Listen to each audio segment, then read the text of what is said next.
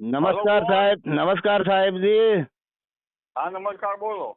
પરબતજી ઠાકોર હજુરાથી બોલું સાહેબ. હા બોલો.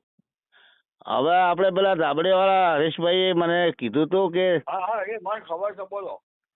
બીજી શાંતિ છે સાહેબજી. હવે તમારી આગાહી તો અમે જોતા જ હતા ને વરસાદ બહુ આવતો હોય છે. આજ 2 દાડા છે તમે કોરું. બનાસકાંઠામાંથી બોલો છો ને? હા સાહેબ, બનાસકાંઠા ધાબડિયા અને આપણે હજુરાથી નજીકમાં જ છું.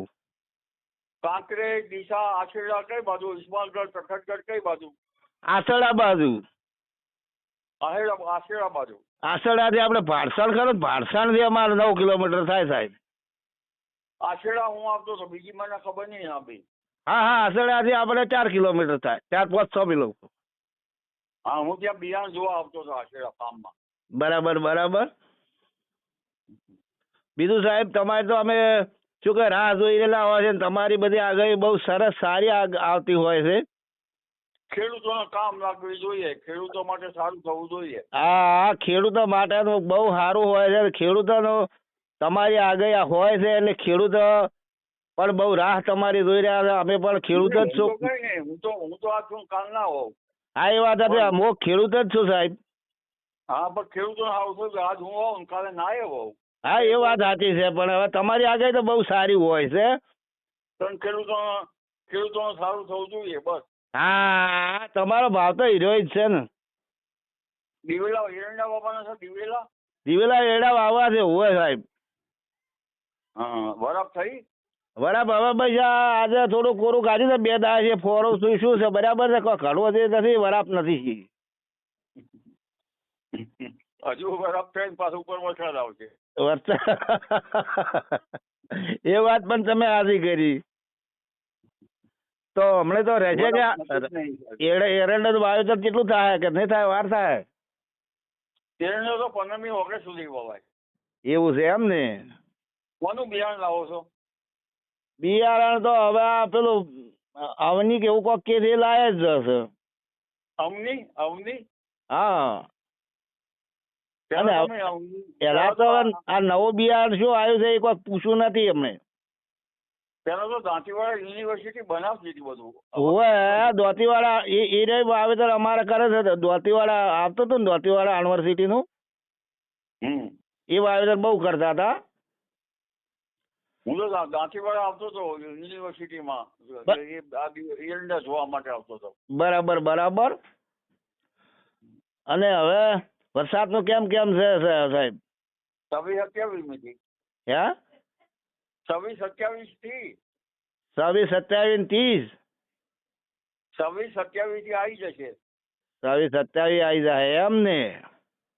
વરસાદ ને એમ ધાર્યું છે કે આ ઠાકોરભાઈ ના વરફ નહીં થવા દેવી. વાત હાજી હાજી.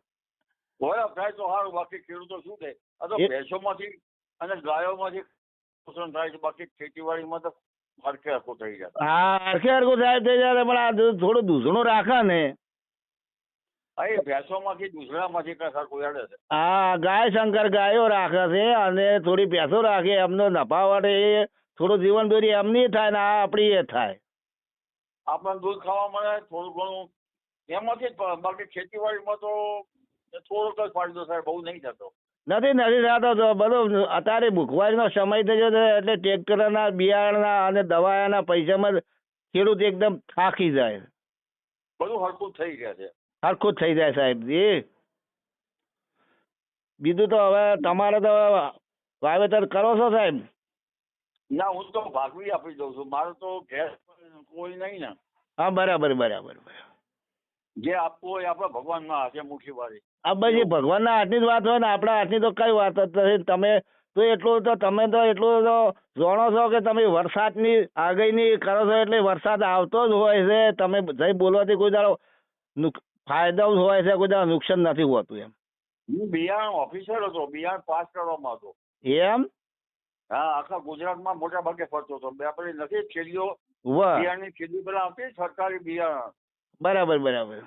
એના ઉપર અમારી સહીઓ થતી હતી. બરાબર બરાબર.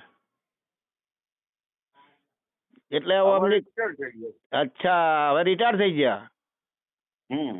હવે તો ઘેર બેઠા બેઠા હવે તો તારે એમ તો ક્યાં તમે તારી ઘેરે કોઈ બી હવા જઈએ નથી માણશું ને.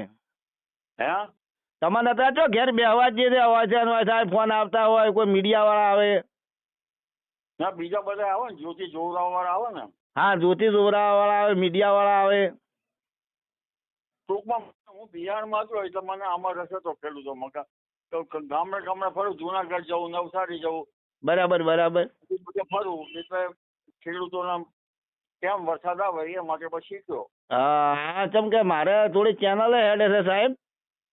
હે મારે વિડીયો બનાવો છે, ઇન્સ્ટાગ્રામમાં છે, યુટ્યુબમાં છે, ફેસબુકમાં. તમે બનાવો છો? હા હું સાહેબ બનાવું. મારું નામ પરબતજી ઠાકોર છે, ઇન્સ્ટાગ્રામમાં છે. તો તમારે હવે ખેતી કરતા કરતા વિડીયો બનાવવા માંડ્યા?